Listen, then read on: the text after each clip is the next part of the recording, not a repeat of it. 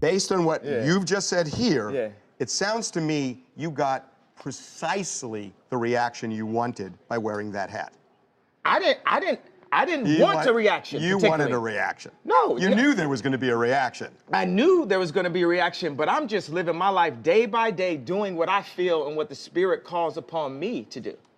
But it also you realize opens that you up this influence dialogue that you're not apologizing, because everybody else, when they make a statement like that, they end up apologizing because they're so worried about what people say on social media. Well, you know why when I went to visit him the first time, Right after the election. Yeah, and I took the tweets down and everything. Yeah.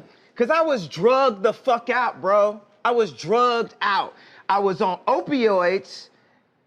2 days after I got off of opioids, and I was addicted to opioids, 2 days I got off of opioids, I'm in the hospital, right? I'm taking hey, everyone listen to this, please. 2 days before I was in the hospital, I was on opioids. I was addicted to opioids. I had plastic surgery because I was trying to look good for y'all.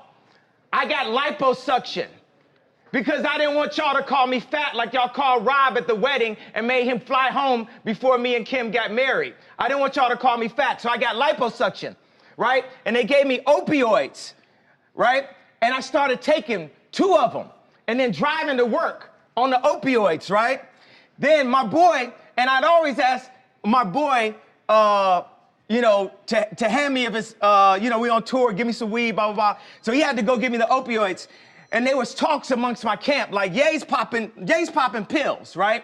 So when he handed this to me, he said, this is used to kill genius, right? So I didn't take it. 2 days later, I'm in the hospital. I was taking 2 pills a day at that time. When I left the hospital, how many pills you think I was given? 7.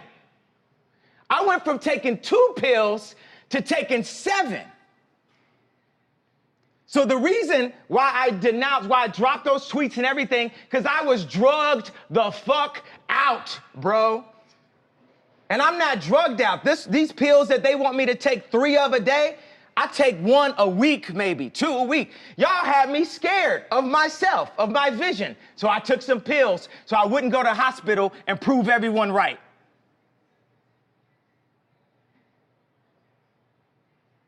We are drugged out. We are following other people's opinions. We are controlled by the media. And today it all changes. You got Tupac and Lennon in that hallway. Today it all changes. We need to think how to think free. We need to be free thinkers. Then we need to learn how to feel free.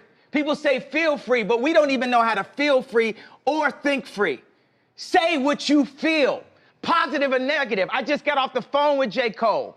He said, how you feel when they said the Crips is gonna kill you?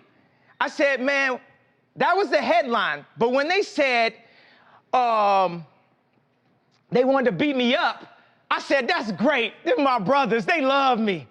They don't want nothing to happen to Ye. They just want to beat some sense into me. I love Daz. I love the Crips. I love the Bloods. I love everyone. How many people how many people felt something that I said today? Raise a hand if you felt something that I said today.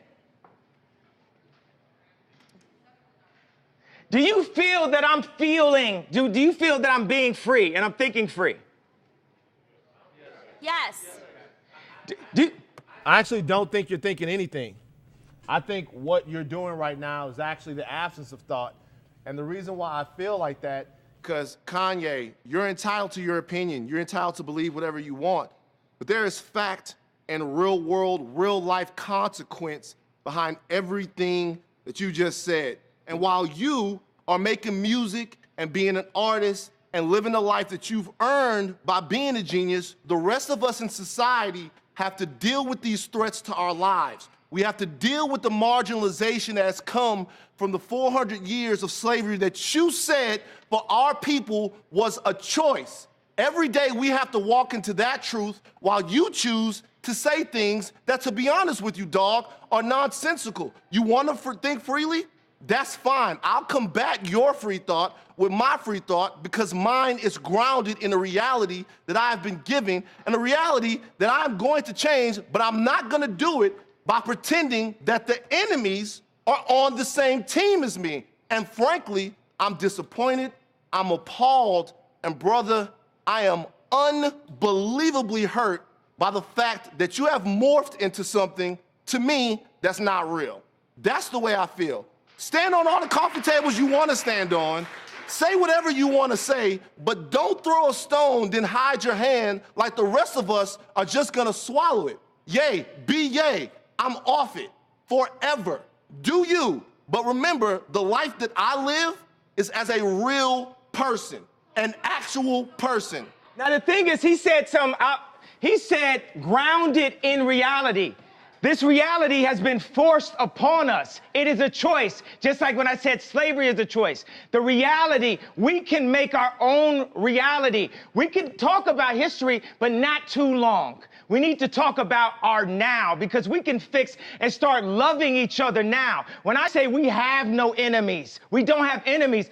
Black people have a tendency to focus and march when a white person kills a black person or wears a hat, but when it's 700 kids being killed in Chicago, it's okay. It's okay for blacks to kill blacks. But if it's a white thing... I don't think anybody's saying that's okay. That's not, wait, there's been more focus and more marches that is a lie. About don't whites killing blacks than kids in Chicago killing each other. That's a lie. There are black people working there. There are no marches. Over 90% of black people getting killed are killed by other blacks. That's a fact. The black homicide rate is a fact. That is a fact. Black on black crime is a fact. But there are black people. Okay, wait a second. Now this is a problem. Wait a second. We have to. You're too far. You have to be closer to me. I'm here right now. There are black people working every single day. Brother, don't scream because it will make us look.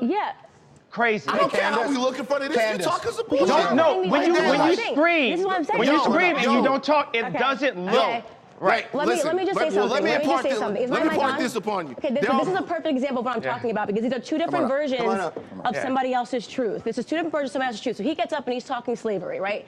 Okay, I'm not enslaved, so that it's like I don't mean to insult his reality. No, Kanye, come on over. I don't mean to. I just wanted to give him a hug. Right. Like I don't mean to. No. I think he might want to fight me, but I want to give him a hug. Okay, but like.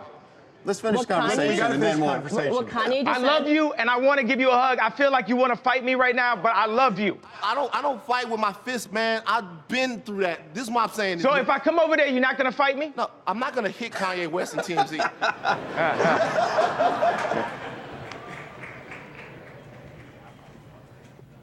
Bro, you got to be responsible, man. Bro, I'm sorry I hurt you. You got to be responsible, dog. I'm sorry I hurt you, bro. Your voice is too big. You got to be responsible. I'm sorry I hurt you, bro. I love you, bro. I'm sorry I hurt you with my words, bro. I love you, bro. Responsible, man. Bro, you gotta be responsible. I didn't mean to say things that hurt you. I didn't mean to wear the hat out the blue and shock so many people and not give them a way out of the pain. I understand that gave him pain, that made him see pain. But guess what?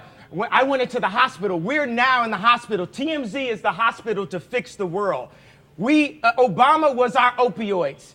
It made us feel like everything was good. That's not true, bro. Yeah. That's not true. Listen, first of all, calmly. What's your name, though? I'm Van. I'm sorry for disappointing you, Van. Yeah, listen. Yeah.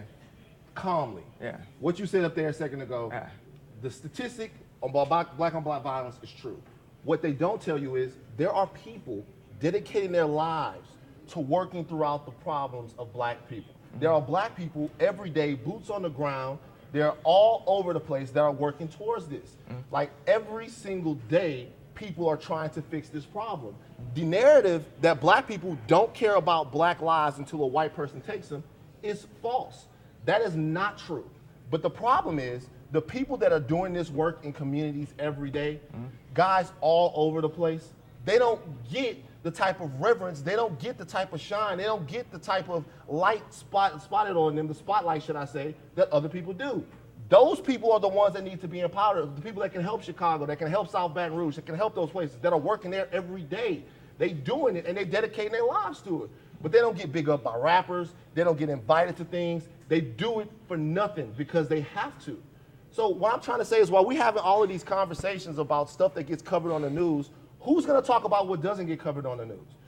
Like to me, for me, for a lot of years, the dude that inspired me to be more than what I was in Baton Rouge, that was you. Ask everybody in this room for years. Ask everybody in here how many times we've had a Kanye West story and I've stood there the only person to defend Kanye West because what you meant to me. And then after that, you slap me in my fucking face by getting next to people who mean me harm and who don't even care about being honest about the fact that they mean me harm.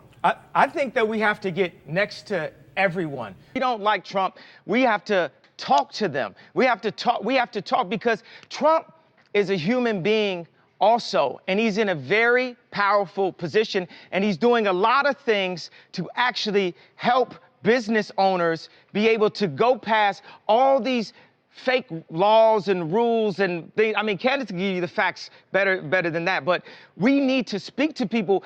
Einstein says the definition of insanity is doing the same thing, expecting a different result. So we keep on saying, I hate you, fuck you, fuck you, fuck you. How are we gonna get a different result out of hate? Why don't we just try love?